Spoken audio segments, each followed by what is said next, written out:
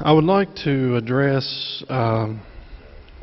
Senate Bill 524, just to make a few comments about on the Common Core. And I'll just say that this is truly my opinion and my research. I'll say it here on the floor that I am not a proponent of Common Core standards in West Virginia. But I do want to say, because I think, including myself, I have signed on to the bill, but I want to just say this. Let me do a little history on what and catch everybody up to date.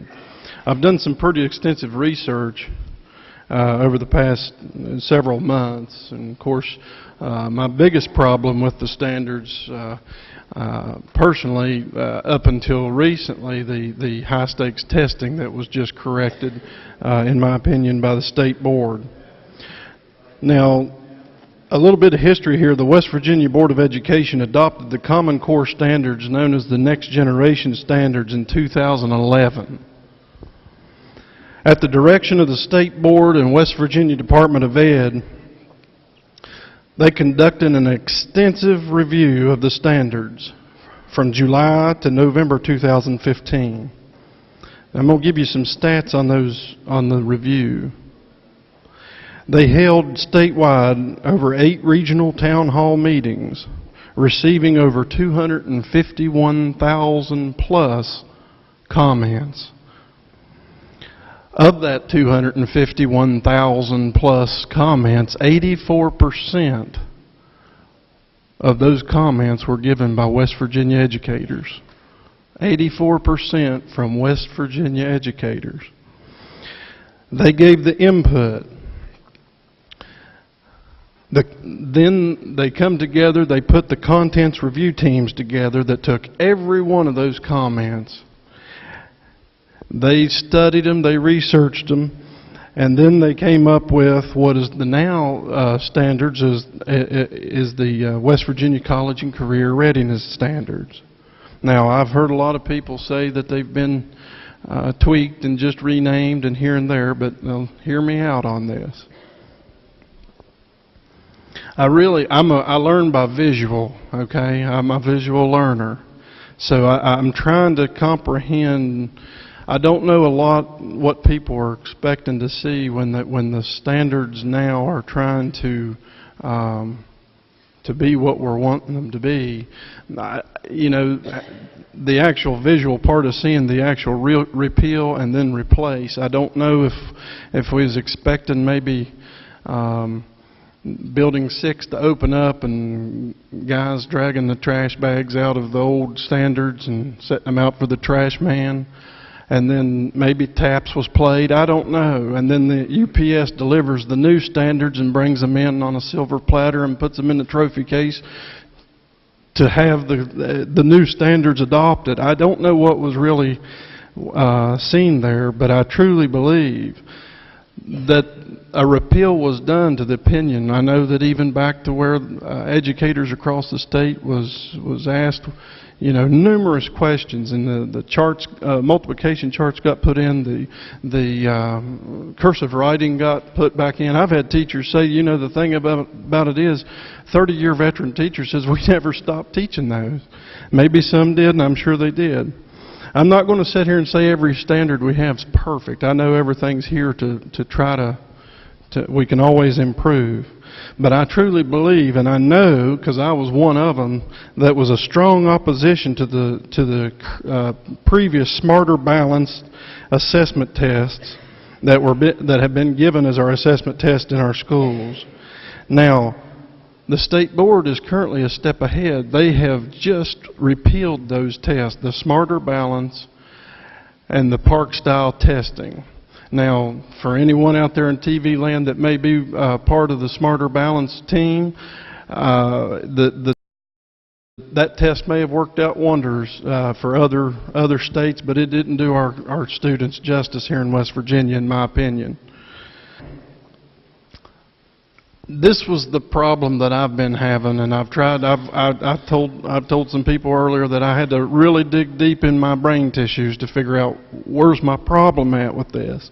You know, because we hear the word Common Core. It's just become such the new cuss word.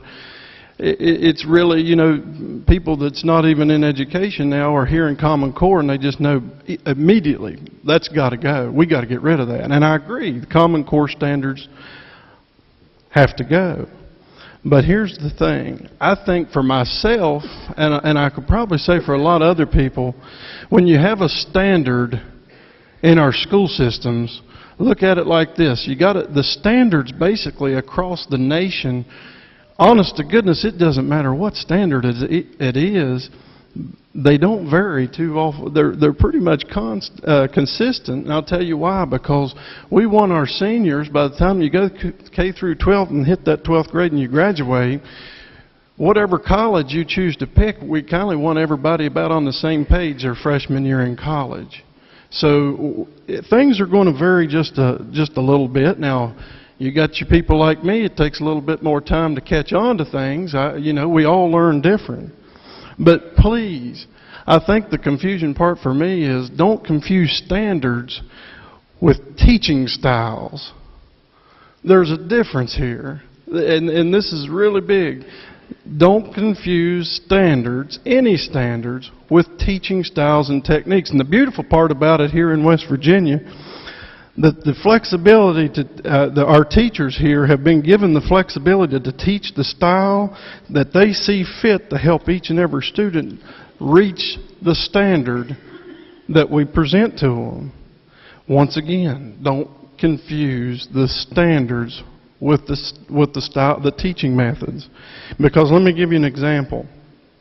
I'm thankful that they have that flexibility. Picture this: you've got 20 kids in a classroom, just on average. It may give or take a few, but you got 20 kids in a classroom and one teacher.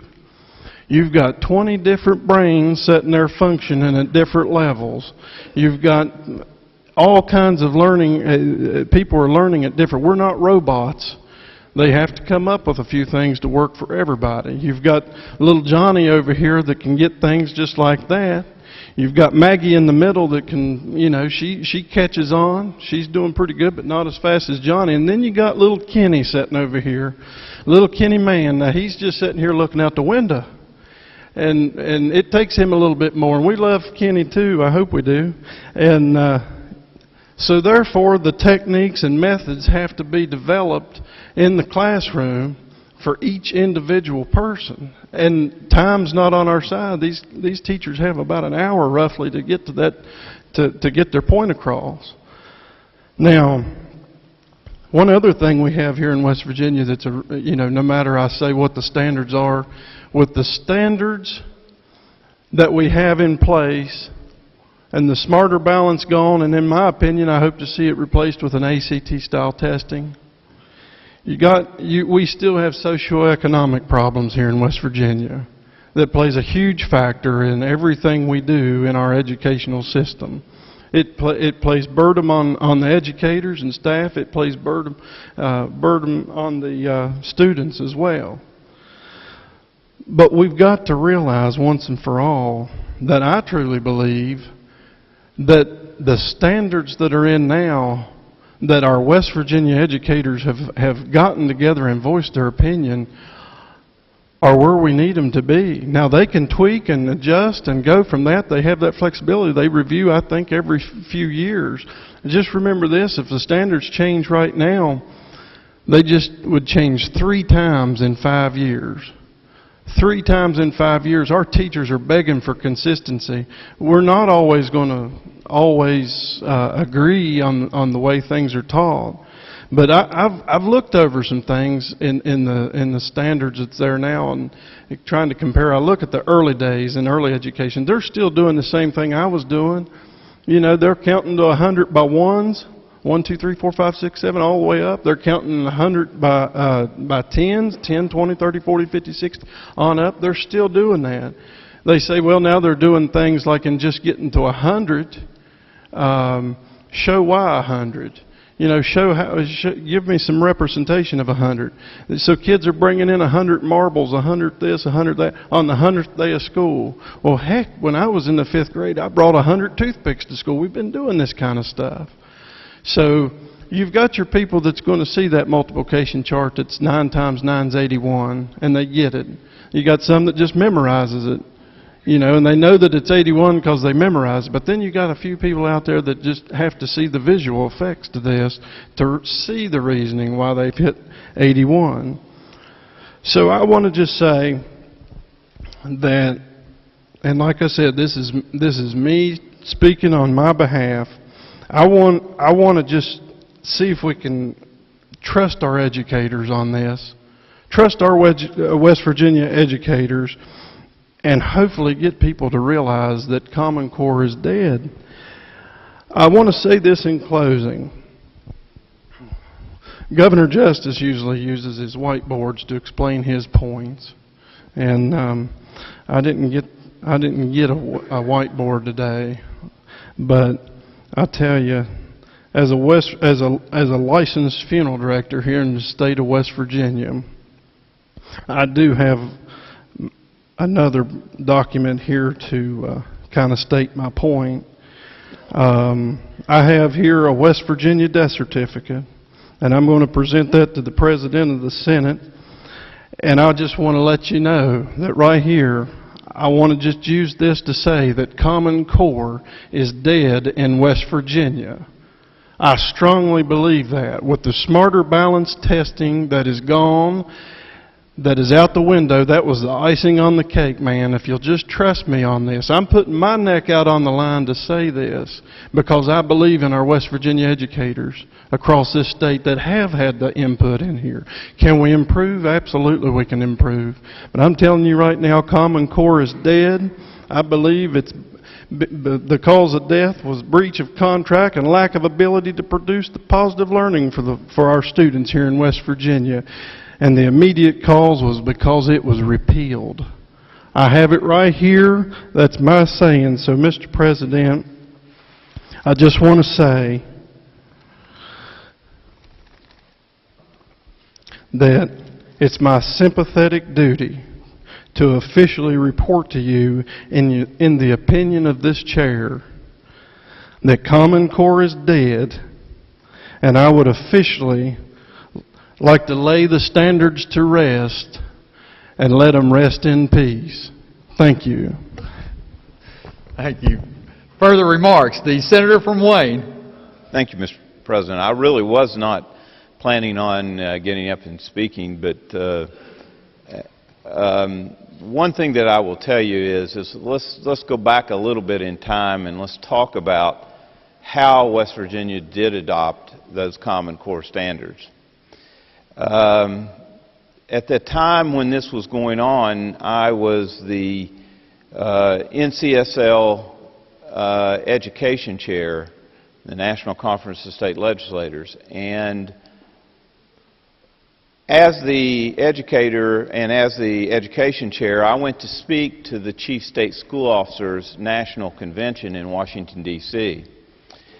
And I talked to them about, they were presenting that they were looking at the Common Core standards, and I told them that I think that that was a mistake, that they would be bypassing the legislature in doing that. And oddly enough, right after that, the National Governors Association came out and they formed a PAC together, not one that goes against people, not a political action campaign, but a PAC together that they were going to promote Common Core standards. Now, this is nothing to do with politics because this is the National Governors Association led by a Republican governor and the National Association of Governors led by a Democrat governor. It went by two of them this way. In forming that PAC, they decided to bypass the legislatures. Now, under the 10th Amendment and the 14th Amendment of the U.S. Constitution, I felt that that was an infringement upon state rights. And I fought this. And I fought it pretty hard, and I lost. I understand what losing is when you do and fight something pretty hard. But the bottom line is, now, let's go back to what we're talking about when we're talking about the bill that was proposed. I agree Common Core is dead, and it should have been dead. It shouldn't have been proposed, and I did not agree with it at the time. I don't agree with it now. I do agree that education lives by standards. They've had standards, academic standards, all the time that I can remember.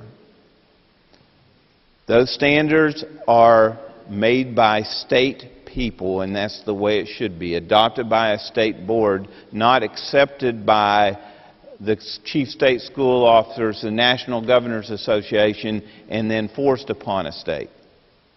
And that's the biggest issue I had before. Now, but let's go back to the standards.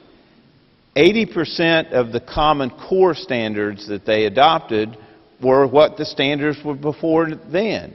And I guarantee you 80% of what we have now were in Common Core. Standards are standards. It's back to how you apply those standards in your teaching methods.